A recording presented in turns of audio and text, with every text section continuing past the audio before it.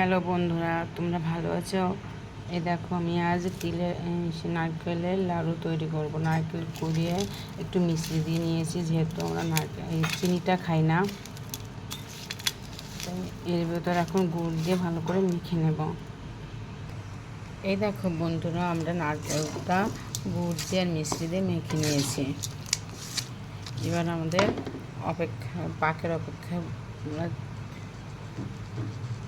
বসে আছে।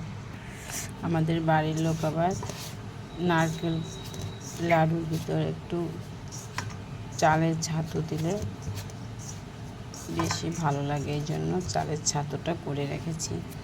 এটা নারকেল সেই লাড়ুর ভিতর দেবো। দেখো বন্ধুরা, কি সুন্দর কালার এসছে, কিন্তু একটু সময় লাগে এটা হতে।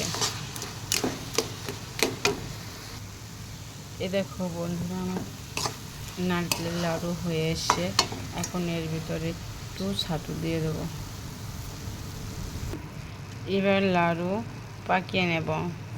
এই দেখো বন্ধুরা, আমরা লাড়ু পাকিয়ে নিচ্ছি, এক এক করে তৈরি করে নিচ্ছি।